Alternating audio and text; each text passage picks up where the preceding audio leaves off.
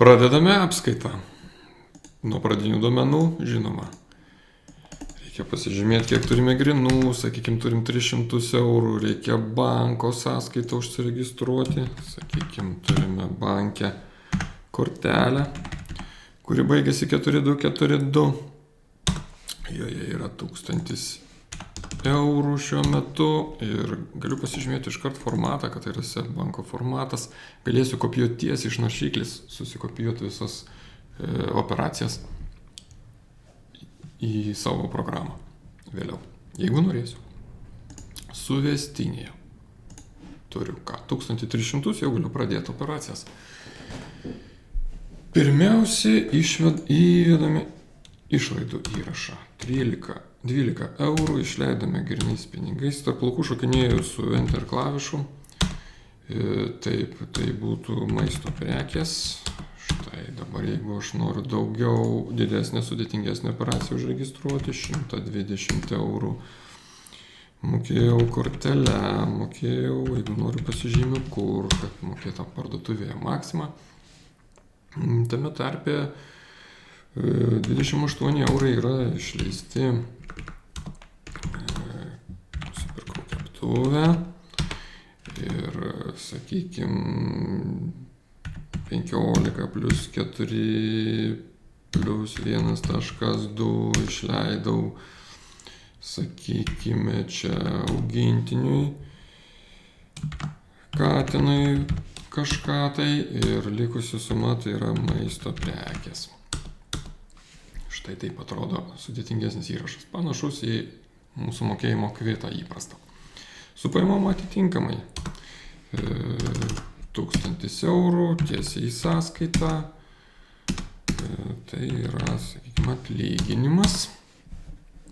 Jeigu noriu paskolinti pinigų, paskolinti asmeniui, mums reikia tą asmenį vėlgi valdymo kortelėje įsivesti prie asmenų. Vieną kartą įvedamas, tuomet jau galime naudoti. Jeigu aš skolinsiu 100 eurų Jonui, man tai nebus išlaidos. Ir kai jis man grąžins, tai nebus pajamos. Tai yra tiesiog paskola. Taip, skolinu 100 eurų.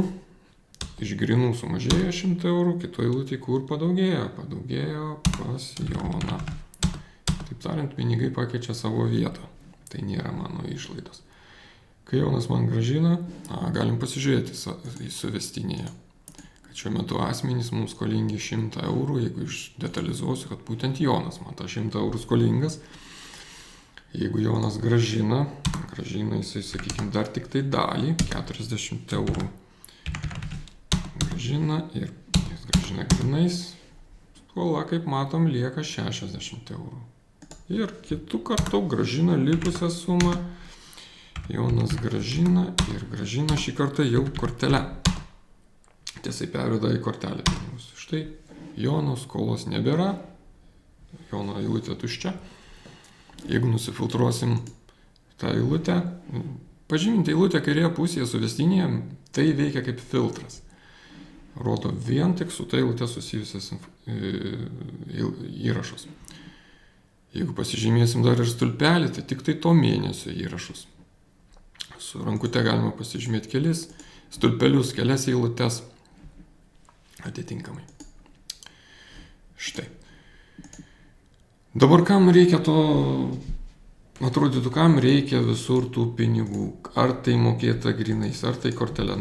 Tiesiog paprasčiausiai yra žymiai patogiau sukontroliuoti, ar viską mes apskaitome. Sakykime, grini pinigai, aš matau, kad, štai nepažymėjęs, matau, kad 228 eurai yra likutis. Jeigu aš patikrinčiau mėnesio pabaigoje ir pasižiūriu, kad iš tikrųjų yra mažiau, galiu pataisyti čia tą sumą, kad tai yra ne 228, o 218 eurų. Ir man sukurs įrašą, kad šį mėnesį išleidau 10 eurų nežinia kam. Bet matysiu bendrą vaizdą, kad tie pinigai buvo išleisti. Jeigu nebeprisiminsiu kam, toks įrašas ir liks. Atitinkamai ir banko išrašą. Vėlgi galiu pasižiūrėti banko išrašą, matysiu visus įrašus. ar nusikopijavęs iš čia, kaip matysim. Galima nukopijuoti visas operacijas, trūkstamos operacijos čia atsiras. Arba jeigu nenorite kopijuoti, tai galite rankiniu būdu pasižiūrėti. Jeigu suma nesutampa, tokiu būdu pamatysite, kad kažko neužregistravote. Tai ko gero tiek. Galbūt dar patį valiutos keitimo operaciją reikėtų pademonstruoti. Sakykime, šiandien iškeičiu 100 eurų grinais, iškeičiu į 102 dolerius grinais. Toks mano keitimas realiai yra nuostolingas. Programa pati apskaičiuoja pagal šiandienos kursą.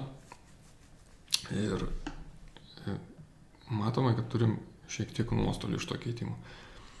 Bet jeigu žiūrėsiu grinus pinigus ir jeigu juos išskleisiu štai šiuo mygtuku, matysiu, kad šiuo metu aš turiu 118 eurų ir 102 dolerius. Jeigu pasižiūrėsiu banke viso labo visa suma yra eurais. Tai tiek.